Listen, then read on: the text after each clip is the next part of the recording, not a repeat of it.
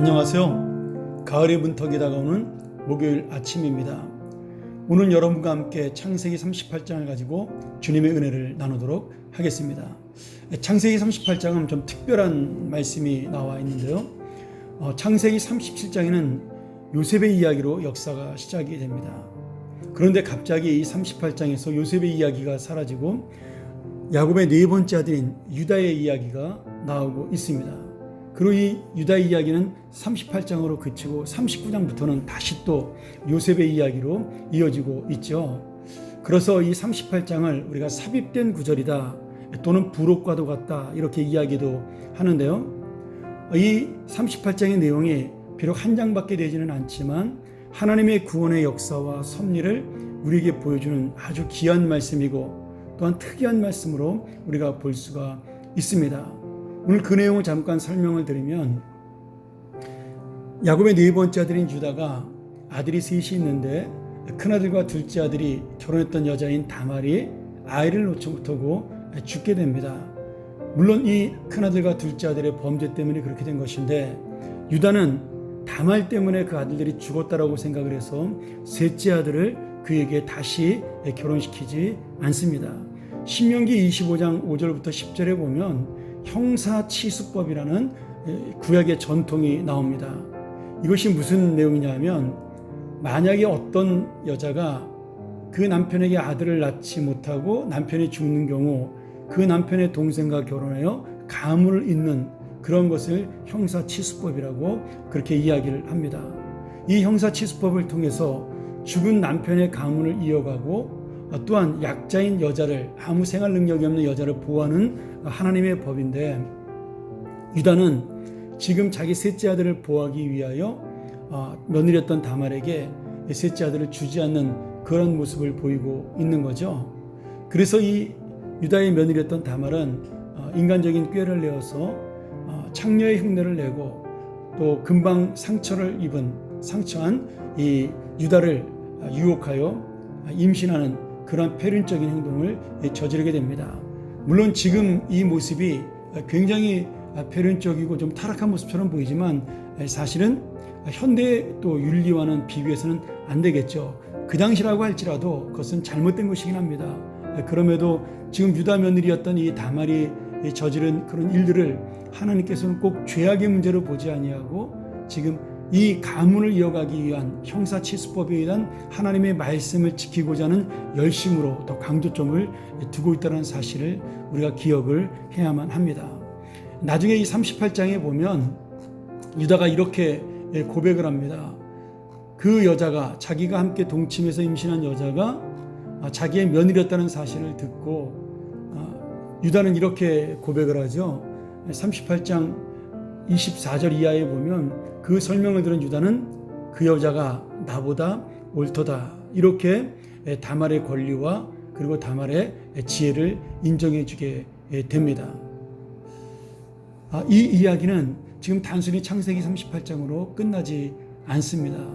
왜냐하면 이런 다말의 믿음, 하나님의 말씀을 통해서 자신의 가문을 이으려는 다말의 그 열정과 그리고 다말의 믿음은 하나님께서 인정하시는 믿음이 됩니다. 그리고 유다도 그 사실을 인정했기 때문에 다말이 낳은 아이를 자신의 아이로 그 쌍둥이들을 받아들이게 되죠. 그리고 야곱의 장자권을 계승받은 유다는 결국 이 다말의 두 아들 중 하나인 베레스를 통해서 하나님의 그 가문의 전통을 잇게 됩니다. 그리고 그 후손이 바로 다윗의 왕조를 이어가게 되었고요. 나중에는 예수님의 조상이 되는 그런 놀라운 역사가 일어나게 되죠. 사실 시아버지를 속여서 잉태한 다말의 행위는 지금으로 보면 용납될 수 없는 일입니다. 그렇지만 오늘 이 말씀을 통해 하나님께서 우리에게 주시고자 하는 이 교훈 중 하나는 무엇이냐면 하나는 이런 죄악된 인간의 모습을 통해서도 하나님의 구원 역사는 계속해서 일어나고 있다는 것을 보여주는 거죠. 그래서 마태복음 1장 족보를 보면 유다는 다말에게서 베레스를 낳았다라고 그렇게 예수님의 조상으로 인정을 해주고 있는 것입니다. 복음서에는 이 이야기를 부정적인 이야기와 그리고 긍정적인 이야기로 함께 담고 있습니다. 인간의 그 연약함 속에 나오는 이 부도덕을 지금 잘못된 것이라고 우리에게 말씀해주고 있기도 하면서요, 한편으로는 그러한 인간의 연약함을 통하여서도 하나님은 구원의 역사를 이루어 가신다는 사실을 우리에게 보여주고 있는 거죠. 이런 의미에서 창세기 38장은 다시 한번 우리와 같은 죄인들을 하나님의 자녀로 붙들으신 하나님의 사랑을 보여주는 귀한 말씀이라고 볼 수가 있습니다.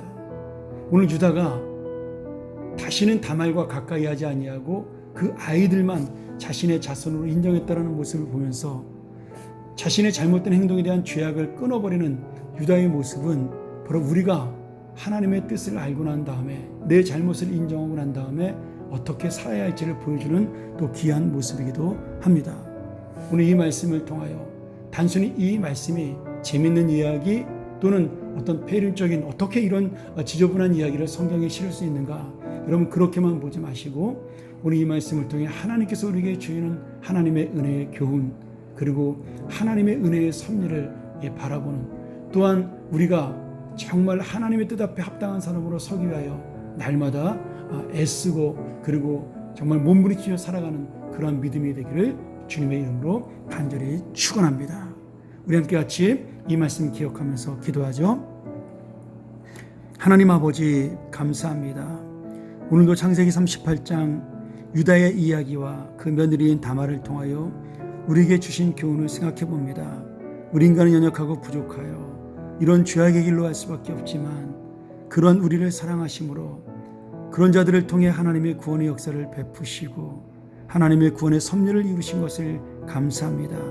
오늘 또한 우리가 부족하지만 하나님의 뜻대로 살기에 부족하지만 오늘 우리를 통하여 하나님의 뜻을 이루시고 하나님의 역사를 이루는 하루가 되고 인생이 되고 삶이 되게 하여 주시옵소서.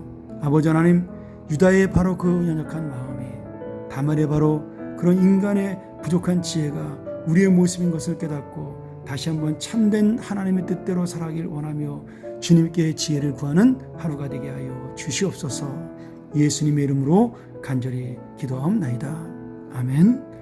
오늘 다시 한번 이 말씀을 기억하면서 우리도 기도하며 나가기를 원합니다. 하나님, 내가 주님의 뜻을 이루는 자가 되게 하여 주옵소서. 비록 부족하고 연약하지만 나를 통하여 하나님의 뜻이 이루어지고 하나님의 선한 역사를 이루는 그런 인생이 되게 하여 주시옵소서. 함께 기도하고 또한 그 하나님의 은혜에 감사하는 그런 기도의 하루가 되시기를 간절히 소원합니다.